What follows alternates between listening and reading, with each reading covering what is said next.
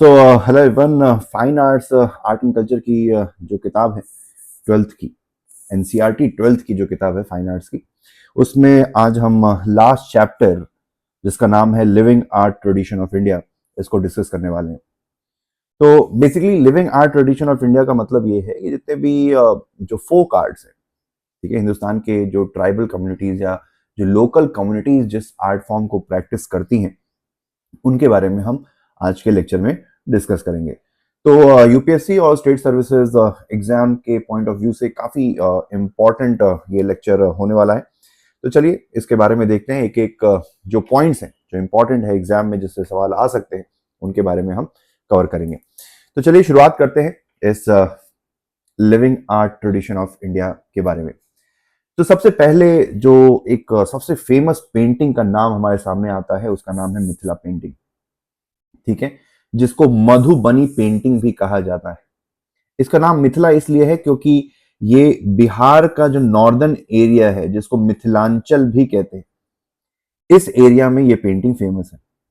तो इस वजह से इसको मिथिला पेंटिंग कहा जाता है, जो कि नाम आता है, जो ये पेंटिंग को नाम उसके रीजन की वजह से दिया गया है। दूसरा नाम जो है मधुबनी है। मधुबनी का मतलब होता है फॉरेस्ट ऑफ हनी। मधु यानी कि हनी और बनी यानी कि फॉरेस्ट, तो फॉरेस्ट ऑफ हनी। तो ये दो नाम एक ही पेंटिंग के हैं, इसको ध्यान रखेंगे। तो अगर बात की जाए कि इस पेंटिंग का ओरिजिन कहाँ से होता है, तो हमारी मैथोलॉजी जो है, राम और सीता की जो शादी है, जो पूरा इवेंट है राम की लाइफ का, स्पेशली राम और सीता की शादी का जो इवेंट है, उससे इंस्पायर होके ये पेंटिंग का जन्म होता है, ठीक है। तो ऐसा जरूरी नहीं है कि ये पेंटिंग सिर्फ राम और सीता के बारे में हो। मैं जेनेसिस की बात कर रहा हूँ कि इसके जेनेसिस के पीछे जो इंस्पिरेशन है वो राम और सीता का स्वयंवर है। और धीरे धीरे समय के साथ साथ बहुत सारे सेकुलर सब्जेक्ट्स जो है वो भी इस पेंटिंग का हिस्सा बनते चले गए, ठीक है।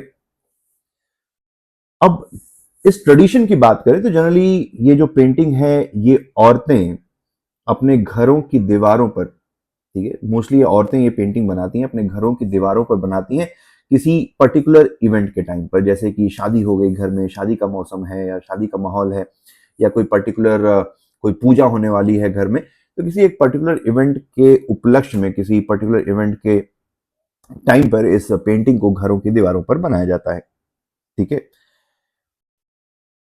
और चूंकि ये पेंटिंग बहुत फेमस है इसलिए इसको जीआई टैग भी दे दिया गया है। तो ये भी ध्यान रखेंगे, मधुबनी पेंटिंग को जीआई इंडिकेटर, ज्योग्राफिकल इंडिकेटर का स्टेटस भी प्राप्त है। दूसरी एक पेंटिंग जो काफी सिमिलर है वो है कोहबर पेंटिंग।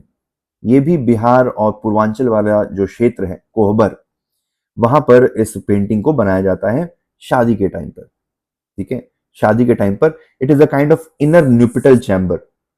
जब शादी हो रही होती है तो शादी के ही दिन जो ब्राइड और ग्रूम है उनको एक कमरे में ले जाया जाता है, और उस कमरे को काफी ऑस्पिशियस माना जाता है। अगर आप देखें तो अगर इस पेंटिंग के सिंबलिज्म पर ध्यान देंगे तो यहाँ पे आपको लोटस दिखाई देगा, यहाँ पर आपको चिड़िया दिखाई देंगी। तो मतलब काफी इसको शुभ माना जाता है एक तरीके से, ठीक है। इसको बोला जाता है कोहबर पेंटिंग। जनरली अगर आप कोहबर पेंटिंग पर ध्यान देंगे तो इसमें अगर मोटिव्स के ध्यान के बारे में बात करें तो लोटस मोटिव का इस्तेमाल होता है, फर्टिलिटी के सिंबल्स का इस्तेमाल होता है, जैसे कलश हो गया, ठीक है।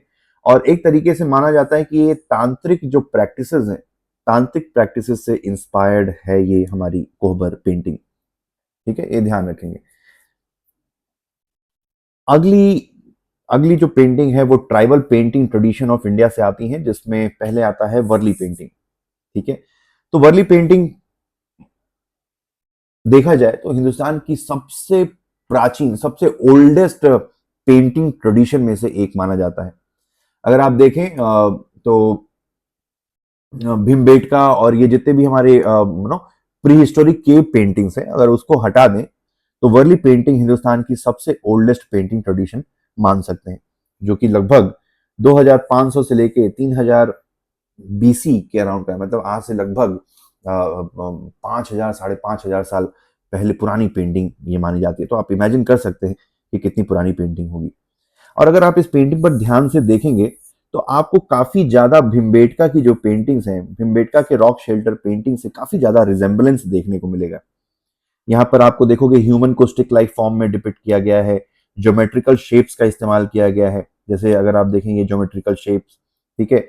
अगर पेड़ भी बनाना है तो पेड़ ऐसे बनाएंगे, एक डंडा बनाएंगे और फिर उस एक सर्कल उसके ऊपर बना देंगे, ठीक है। अगर ह्यूमन बनाना है तो एक ट्रायंगल ऐसे, एक ट्रायंगल ऐसे, ठीक है। तो इस तरीके से ह्यूमंस को डिपिक्ट किया गया है। तो ज्योमेट्रिकल शेप्स का इस्तेमाल किया जाता है इस पेंटिंग में। उसके अलावा अगर आप ध्यान से इस पेंटिंग को देखेंगे तो फ्लोरा एंड फाउना यानी कि पेड़ पौधों को भी काफी ज्यादा इस पेंटिंग में जगह मिली है। जैसे आपको यहाँ पर पेड़ देख सकते हैं, ठीक है।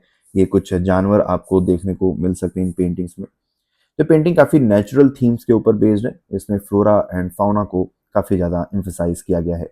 और जैसे कि मधुबनी पेंटिंग को जीआई इंडिकेटर मिला हुआ है, उसी तरीके से वर्ली पेंटिंग को भी जीआई स्टेटस प्राप्त है, ठीक है। तो ध्यान रखेंगे कि इस पेंटिंग को कोली ट्राइब बनाते हैं, जो कि गुजरात, सदर्न गुजरात और नॉर्दर्न महाराष्ट्र में एक फिशरमैन कम्युनिटी है, कोली ट्राइब, और इसको जीआई इंडिकेटर मिला हुआ है। अगली जो पेंटिंग है उसका नाम है गोंड पेंटिंग। गोंड पेंटिंग मध्य प्रदेश के एरिया में बनाई जाती है। और जो गोंड ट्राइब है, गोंड पेंटिंग नाम पड़ा है वहां का एक ट्राइबल कम्युनिटी है, गोंड ट्राइब, ठीक है, उससे ये नाम पड़ा हुआ है।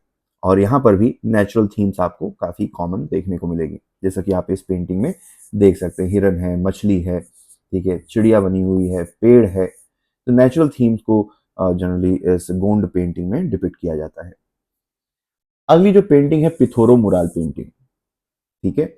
पिथोरो मुराल पेंटिंग जो गुजरात और राजस्थान क्षेत्र में रहने वाले रथवा और भील कम्युनिटी है, ये जो दो ट्राइबल कम्युनिटी है, रथवा कम्युनिटी और भील कम्युनिटी, वो इस पेंटिंग को अपने जो घर की दीवार है, अपनी जो झोपड़ी की दीवार है, उस पर इस पेंटिंग को बनाती हैं।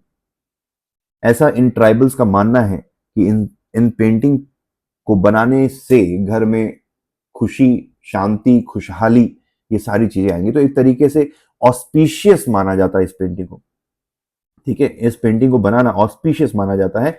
और अगर इस पेंटिंग को ध्यान से देखेंगे तो काफी क्रूड और मिनिमलिस्टिक पेंटिंग है, यानी कि टू डायमेंशनल, देखने को अनरियल टाइप की दिखेंगी, ठीक है। कोई भी ऐसा नहीं है कि आप इंसान देख के लगेगा कि भाई इंसान जो है ऐसा ही तो दिखता है, या घोड़ा देखेंगे तो बहुत ही ज्यादा डिटेल में घोड़े को बनाया गया है, ऐसा कुछ भी नहीं है। जनरली ये टू डायमेंशनल पेंटिंग होती है, जिसमें जो मेजर एम्फेसिस होता है वो किसी पर्टिकुलर एस्थेटिक्स को डिपिक्ट करना होता है, ना कि उसकी एनाटॉमिकल एक्यूरेसी को, ठीक है। तो काफी क्रूड और मिनिमलिस्टिक ये पेंटिंग है।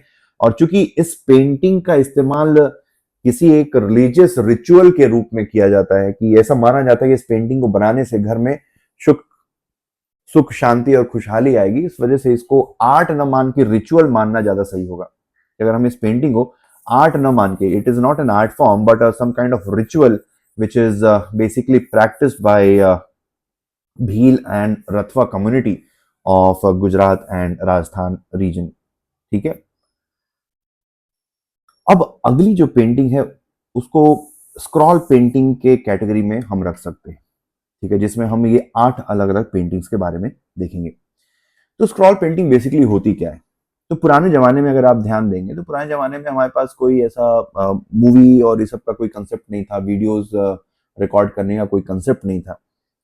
तो होता क्या था कि पुराने जमाने में बहुत सारे ऐसे स्टोरी टेलर्स थे जो जनरली रिलीजियस, रामायण की हो गई या महाभारत की कहानियां हो गई, उसको गांव गांव में घूम घूम कर लोगों को सुनाते थे, और उसके बदले में उनको थोड़े बहुत पैसे मिल जाते थे। तो यही जो स्टोरी टेलर्स हैं, वो कहानी के साथ साथ बेसिकली क्या करते थे कि एक बहुत बड़े पेपर पे या बहुत बड़े कपड़े पे, लंबे कपड़े पे पूरी कहानी को सीन बाय सीन, पूरी कहानी को सीन वन कह लीजिए, सीन 2 कह लीजिए, सीन 3, सीन 4, सीन 5, इस तरीके से पूरी कहानी को सीन बाय सीन पेंट कर लेते थे और उसको रोल करके रखते थे। और जब भी वो कहानी सुनाते थे तो वो पर्टिकुलर सीन, जिस पर्टिकुलर सीन की कहानी वो सुनाने की कोशिश कर रहे हैं, उस सीन को जनता के सामने, जो भी व्यूअर्स हैं उनके सामने रख देते थे, ताकि एक ऑडियो विजुअल इफेक्ट प्रोवाइड किया जा सके, ठीक है। जैसे मान लीजिए कि लंका दहन का सीन है, तो आप ये कहानी सुनाएंगे कि हनुमान की पूंछ में आग लगा दी गई और हनुमान फिर पूरी लंका में इधर उधर कूदे और जिसकी वजह से पूरी लंका को जला दिया उन्होंने। तो ये पूरी कहानी आप बता रहे, अगर आप मान लीजिए कि हनुमान के इस पूरे सीन को अगर आप कॉपी कर लो, मतलब आप उसको पेंट कर लो, पहले सीन में आप लिख दो कि भाई हनुमान रावण के दरबार दरबार में और हनुमान की पूंछ में आग लगाई जा रही है।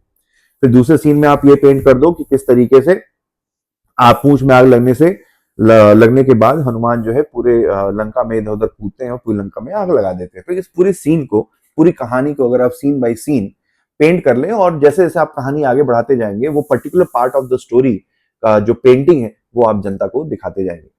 ठीक है, तो इसको बोलते हैं स्क्रॉल पेंटिंग। अब स्क्रॉल पेंटिंग का जो ट्रेडिशन है हिंदुस्तान में, लगभग पूरे हिंदुस्तान में आपको देखने को मिलेगा। ठीक है, पूरे हिंदुस्तान में आपको देखने को मिलेगा। फॉर एग्जाम्पल पटुआ पेंटिंग जो कि वेस्ट बंगाल में प्रैक्टिस की जाती है। कालीघाट पेंटिंग ये भी वेस्ट बंगाल की पेंटिंग है। पटचित्र ये उड़ीसा की पेंटिंग है। फाड़ पेंटिंग राजस्थान से बिलोंग करती है। ठीक है, फाड़ पेंटिंग जो है राजस्थान से बिलोंग करती है। और ये जो स्टोरी टेलर्स होते हैं उनको भोपा या भोपी कहा जाता है। ठीक है, ये जो स्टोरी टेलर्स हैं राजस्थान में उनको भोपा या भोपी के नाम से बुलाया जाता है। अगली जो पेंटिंग है वो है कलमकारी पेंटिंग। इस पेंटिंग के बारे में यूपीएससी में सवाल पूछा जा चुका है। तो अगर आप कलमकारी पेंटिंग के बारे में देखेंगे तो चूंकि इस पेंटिंग में खास बात यह है कि पेंट ब्रश का इस्तेमाल ना करके पेन का इस्तेमाल किया जाता है, कलम का इस्तेमाल किया जाता है, इस वजह से इसको कलमकारी पेंटिंग कहा जाता है।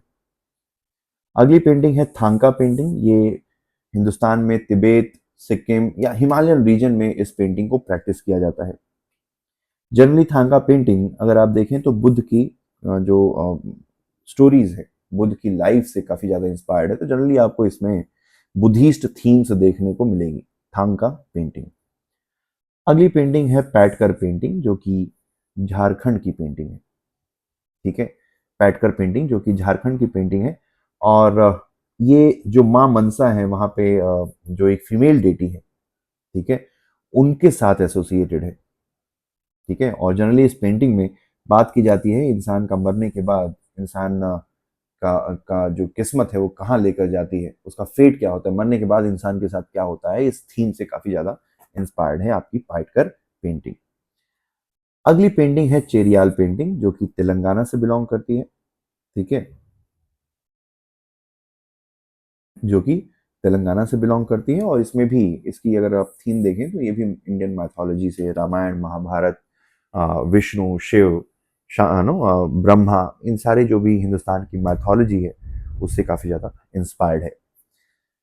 लास्ट में जो हमारी जो पेंटिंग, माफ कीजिएगा, जो हमारा जो लिविंग आर्ट ट्रेडिशन है वो पहुंचता है हमारे स्कल्पचर ट्रेडिशन में। अभी तक हमने पेंटिंग्स के बारे में बात की, अब मूर्ति कला की बात करते हैं। तो इस मूर्ति कला में सबसे इंपॉर्टेंट आर्ट जिसका नाम है Dhokra art. Dhokra basically bronze की, ठीक है, ब्रॉन्ज की मूर्तियां बनाने की कला को कहा जाता है। ठीक है, ढोकरा आर्ट। तो देखा जाए तो Dhokra art is basically a traditional form of metal casting technique using lost wax या सायर पर्ड्यू टेक्निक। ठीक है, अब ये लॉस्ट वैक्स सायर पर्ड्यू क्या होता है वो भी हम डिस्कस करेंगे। अब देखा जाए तो ये छत्तीसगढ़, मध्य प्रदेश, उड़ीसा और वेस्ट बंगाल, ये वाला जो पूरा हमारा रीजन है, यहाँ पर इस पेंटिंग को अलग अलग ट्राइबल कम्युनिटीज प्रैक्टिस करती हैं।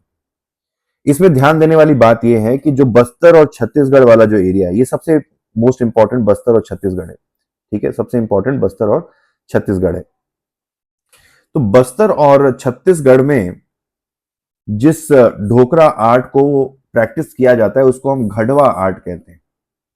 ठीक है, वैसे है ये सारी ढोकरा आर्ट ही, लेकिन जो छत्तीसगढ़ वाले एरिया में ढोकरा आर्ट को घड़वा आर्ट कहा जाता है। तो कभी कंफ्यूज नहीं होंगे, घड़वा आर्ट और ढोकरा आर्ट सेम ही है। छत्तीसगढ़ वाले रीजन में ढोकरा आर्ट को घड़वा आर्ट भी कहा जाता है। अब बात आती है कि लॉस्ट वैक्स टेक्निक होती क्या है। तो लॉस्ट वैक्स टेक्निक जिसको सायर पर्ड्यू कहते हैं, CIREPERDUE, जिसको सायर पर्ड्यू कहते हैं, ये बेसिकली ब्रॉन्ज की मूर्तियों को बनाने की टेक्निक है। अब जैसे पत्थर की मूर्ति, तो भाई आपने एक पत्थर लिया, फिर छीनी हथौड़े से आपने उसको शेप दे दिया, बनाया जा सकता है। लेकिन मेटल की मूर्ति कैसे बनाएंगे? तो इसमें करते क्या है कि अगर आपको मान लीजिए कि हिरन बनाना है, तो सबसे पहले आप क्या करेंगे कि वैक्स को इस्तेमाल करते, मोम का इस्तेमाल करते हुए सबसे पहले मोम का हिरण बनाएंगे। मोम का हिरण बनाने के बाद आप उस मोम के पुतले को मिट्टी से, गीली मिट्टी से उसके ऊपर एक परत चढ़ा देंगे। अब क्या हुआ कि मोम के ऊपर आपने गीली मिट्टी लेकर एक परत चढ़ा दी, उसको फिर सूखने देंगे और उसमें एक सुराख कर देंगे। फिर उस पूरे पुतले को, जिसके ऊपर मिट्टी की परत जमी हुई है, उसको आप आग में डाल देंगे। अब आग में डालने से क्या होगा कि उस मिट्टी की लेयर के अंदर जो वैक्स का हिरन है वो पिघल जाएगा और उस छेद से, जो मैंने अभी बताया कि उसमें एक सुराख कर देंगे, उस छेद से वो मोल्टन जो वैक्स है वो बाहर आ जाएगा। और इसकी वजह से क्या होगा, उसके अंदर, उस मिट्टी की लेयर के अंदर एक हॉलो कैविटी क्रिएट हो जाएगी जो कि इस हिरन के शेप की होगी। अब जिस छेद से, ठीक है, यहां तो समझ में आया, अब जिस छेद से वो वैक्स बाहर आया था, उसी छेद का इस्तेमाल करते हुए आप उसमें मेटल को, ठीक है, मोल्टन मेटल को आप पोर कर देंगे और फिर आप उसको ठंडा होने देंगे। ठीक है, तो उसी जिसमें से मोम बाहर आया था, जिसके अंदर हॉलो कैविटी क्रिएट हो गई थी, और जिस छेद से मोम बाहर आया था, उसी छेद का इस्तेमाल करते हुए आप जो है पिघला हुआ ब्रॉन्ज, ठीक है, पिघला हुआ ब्रॉन्ज उस कैविटी के अंदर भर देंगे। ठीक है, और फिर आप उसको ठंडा होने देंगे। ठंडा होने के बाद आप धीरे धीरे टैप करके जो मिट्टी की लेयर थी, ठीक है, धीरे धीरे टैप करके जो मिट्टी की लेयर उसके ऊपर जमी हुई थी, उसको आप हटा देंगे। ठीक है, उसको आप हटा देंगे। तो ये हो गया आपका लॉस्ट वैक्स टेक्निक। ठीक है, फिर आपका हिरन मिल जाएगा ब्रॉन्ज के, ब्रॉन्ज का। फिर आप उसकी थोड़ी बहुत फिनिशिंग, उसको पॉलिश वॉलिश करके आप उसको शाइन प्रोवाइड कर दोगे, आप उसको एक फिनिशिंग टच दे दोगे। This is called lost wax technique. ठीक है, this is called lost wax technique. ठीक है, तो अब फीचर्स की बात कर लेते हैं ढोकरा आर्ट की। तो ढोकरा आर्ट बेसिकली, जैसा मैंने बताया, ब्रॉन्ज या ब्रास की बनी हुई मूर्तियां होती हैं। एक तरीके से ट्राइबल और फोक मोटिव्स का इसमें इस्तेमाल किया जाता है, जिसमें आपको human figures, animal, birds, deities, देवी देवताओं की मूर्तियां, ट्राइबल लाइफ को इस ढोकरा आर्ट से बेसिकली डिपिक्ट किया जाता है। अगर आप इस आर्ट को देखो तो काफी इंट्रिकेट डिजाइन्स आपको देखने को मिलेगी। आप देख सकते हो कितनी ज्यादा फाइन डिटेलिंग है। ये घोड़ा है, फिर ऐसी पूरी लेयर बनी हुई है, घोड़े की रस्सी बनी हुई है, आंख है, कान है, नाक है, तो काफी ज्यादा फाइन डिटेलिंग होती है ढोकरा आर्ट में।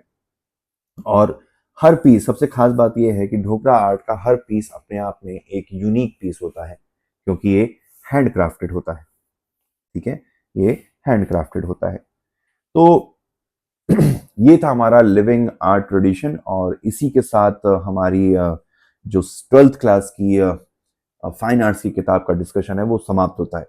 इसमें एक दो चैप्टर्स थे जो कि एग्जाम पॉइंट ऑफ व्यू से इंपॉर्टेंट नहीं है, इस वजह से उसको मैंने स्किप कर दिया था, जैसे डेक्कन मिनिएचर आर्ट, जो कि काफी ज्यादा इंफॉर्मेशन है और मुझे नहीं लगता कि एग्जाम में कभी उसके ऊपर कोई सवाल पूछेगा।